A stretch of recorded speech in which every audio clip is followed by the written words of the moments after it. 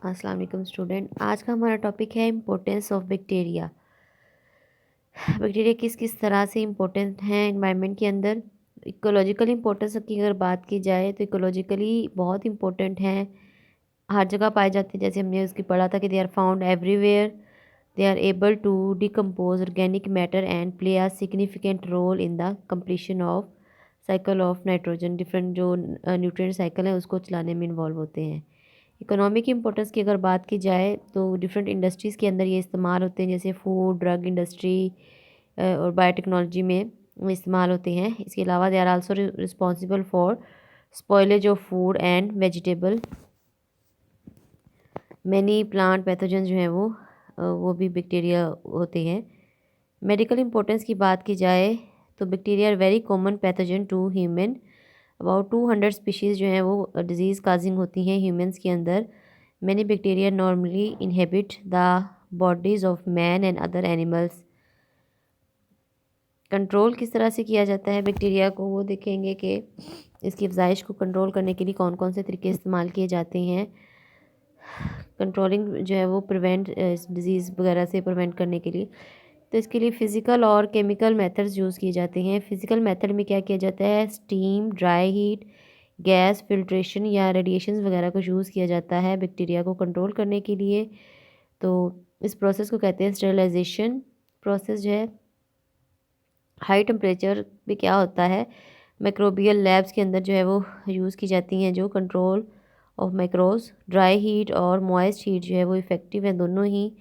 Moist heat से क्या होता है, वो कोआगुलेशन हो जाती है उसकी प्रोटीन्स की, जिससे माइक्रोब किल हो जाते हैं। ड्राई हीट से ऑक्सीडेशन हो जाती है इसके अंदर मौजूद डिफरेंट केमिकल से की, जिनसे जो है वो ये किल हो जाते हैं। इसके अलावा certain electromagnetic radiation below 300 nanometer are effective in killing microorganism. Gamma rays हैं जो स्टेरिलाइजेशन प्रोसेस के लिए इस्तेमाल की जाती हैं।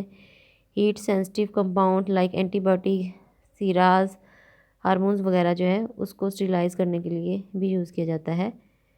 केमिकल मेथड्स हैं, one can use antiseptic, disinfectant and chemotherapeutic agents जो है वो यूज़ किए जा सकते हैं केमिकल एजेंट्स के तौर पे इसको कंट्रोल करने के लिए।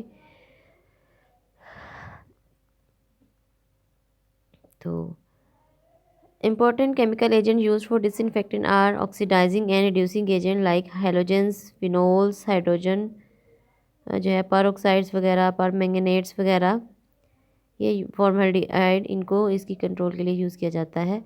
कीमोथेराप्यूटिक एजेंट जो हैं, एंटीबायोटिक्स जो हैं वो नेचुरल डिफेंस को यूज़ करते हुए बैक्टीरियल ग्रोथ को स्टॉप करते हैं। They are sulphonamide, tetracycline, penicillin. They destroy or inhibit the growth of microorganisms in living tissues.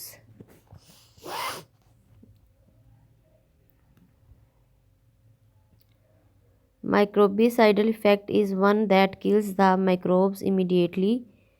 Microbistatic effect जो है, it inhibit the reproductive capacity of the cell and maintain the microbial population at constant size. तो mode of action जो है वो different है, chemicals का different उसके अंदर आ जाता है। इसके अलावा इम्यूनाइजेशन या वैक्सीनेशन की जाती है, मतलब इन्फेक्शन होने से पहले जो प्रोसेस किया जाता है। Prevention and treatment have been introduced microbial disease like immunisation, antiseptics वगैरह, जिसमें पॉसिबिलिटी ऑफ इन्फेक्शन को कम किया जाता है। कीमोथेरेपी की जाती है, पब्लिक हेल्थ मेजर्स वगैरह की जाती है। तो सबसे पहले पीछे भी हमने पढ़ा है, पास्चर्स ने जो है वो prevention of infection disease discover किया था 1880 में। उसने आइसोलेट किए चिकन कॉलरा के लिए जो बैक्टीरियन रिस्पॉन्सिबल हैं वो उसने किए। He grew in a pure culture prove that he really had isolated bacterium responsible for disease. Pasteur made use of the fundamental technique devised by Koch, जो ऊपर हमने वो कोच की वो टेक्निक पढ़ी थी अभी इसी चैप्टर में, वो उसने पब्लिक डिमॉन्स्ट्रेशन के लिए किया था ये, लेकिन असल में तो वो उस थ्योरी पे काम कर रहा था ना, जो कि दोबारा से डिज़ीज़ काज करने की कोशिश कर रहा था। लेकिन हुआ क्या कि उसका कल्चर जो है ना वो थोड़ा पुराना हो गया, उसमें से कुछ जो है वो ऑर्गेनिज्म डाई ऑफ हो गए, जिसकी वजह से जो है वो चिकन जो है वो सिक नहीं हुई और नहीं तो एक्सपेरिमेंट पास्चर ने देखा कि एक्सीडेंटली उसने जो है वो देखा कि उसका जो कल्चर था वो पुराना होने की वजह से वो इफ़ेक्टिव उसमें नहीं रहा। उस बाद में उसने ये चीज़ उससे डिड्यूस की कि उसकी जो विरुलेंसी है वो ख़त्म हो गई इतने टाइम में डिज़ीज़ काज़ करने की। तो इस वजह से वो डिज़ीज़ काज़ नहीं कर सका। Bacteria could still stimulate the host to produce antibody, यानी कि उसने होस्ट को स्टिमुलेट कर दिया है एंटीबॉडी प्रोड्यूस करने पे, लेकिन खुद वो वीक होने की वजह से बीमारी नहीं काज़ कर सके। इसके अलावा उसने इसी प्रिंसिपल को attenuated culture to prevention of anthrax वगैरह के लिए उसने यूज़ किया।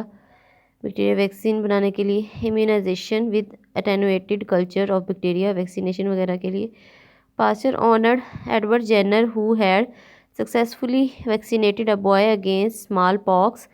Jenner had learned that milkmaid who contracted cowpox from cows and they may never subsequently contracted the much more virulent smallpox. According he tested this hypothesis, बाद में उस पर काम किया। पास्टर ने जो है वो हाइड्रोफोबिया यानी रेबीज़ वगैरह के लिए भी वैक्सीन्स बनाई थी।